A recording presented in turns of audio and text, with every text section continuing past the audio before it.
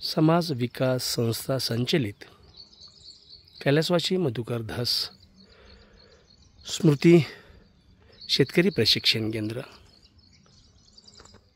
हे प्रशिक्षण केंद्रामध्ये आपण मिनी घनवन उभारलेलं आहे. ते नेमकं कसं आहे ते आपण समजून घेणार आहोत. समाज विकास संस्थेचे अध्यक्ष माननीय मधुकर धस, कैलासवासी मधुकर धस यांच्या समाधीचं दर्शन घेऊन आपण मिनी घनवन याकडे वळणार आहोत.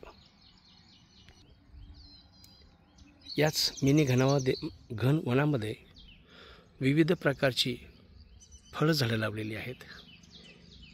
असे पिंपळासारखे वृक्ष लावलेले आहेत.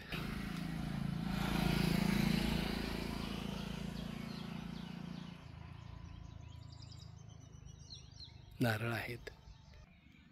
याच पाणीच्या टाकीच्या आधारावरती गेली 15 वर्ष 750 ते 1000 झाडं आपण ठिबकच्या माध्यमातून पोसलेली आहेत.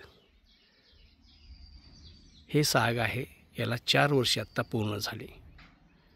30 ते 35 फुटाचा साग आता मोठा झालेला आहे. हा अर्धा एकरमधला हा साग आहे. 300 झाडं या ठिकाणी सागाची लावलेली आहेत.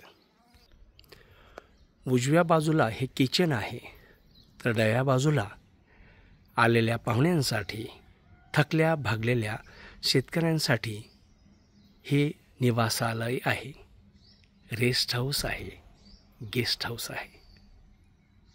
बाजूला मस्तपैकी नारळाची झाडं आहेत. हा दिसतो बांध.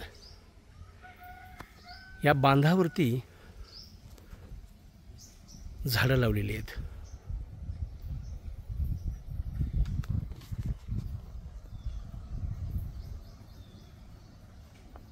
आपण भावंडामध्ये बांधासाठी भांडणं करतो, मारामाऱ्या करतो, कधी कधी खून करतो. बांधामुळं सख्या भावाचा खून केला जातो. का विचार करत नाही की बांधच हा आपला झाडमय करून टाकावा.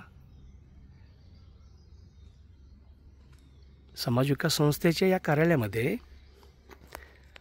चिंच आहे, आंबा आहे, लिंबू आहे, साग आहे, कढीपत्ता आहे, नारळ आहे, सीताफळाचे किमान 4 वाण आहेत, गावरान आहे, गोल्डन आहे, हनुमान फळ आहे, रामफळ आहे. पूर्ण बांधाच्या कडेकडेने मस्तपैकी कढीपत्ता आहे. हे आपण पाहणार आहोत. उजव्या बाजूला 32 चिंचेची झाडं लावलेत आणि डाव्या बाजूला सीताफळाचे गोल्डन गावरान वाण लावलेले आहेत.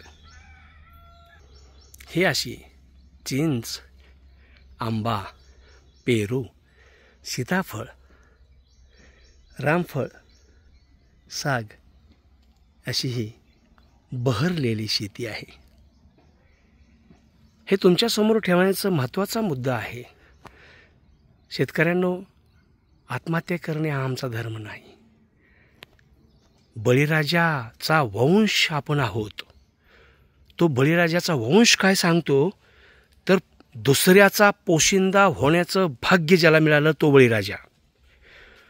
भुकेल्याना घास भरवितो तो बळीराजा. दुसऱ्याची तहान ओळखतो तो बळीराजा.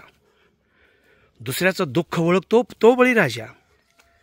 आणि जर आम्ही बळीराजा स्वतःला म्हणत असू, कुणबी म्हणत असू, शेती करता म्हणत असू, तर आपल्याला हरवून चालणार नाही. या पृथ्वीवरच्या सर्व जीवांना आपल्याला सांभाळायचं आहे. मित्रांनो, आपण शेती पाहिली आहे. हा प्रयोग आहे, शेतकऱ्यांच्या विकासासाठी केलेला हा प्रयोग आहे.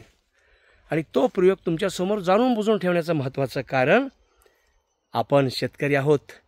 शेती कशी पिकवली पाहिजे, बांधाचा तुकडा आणि तुकडा कसा कमी आणला पाहिजे याच्यासाठी आपल्या सेवेत हा एक छोटासा नमुना दिलेला आहे.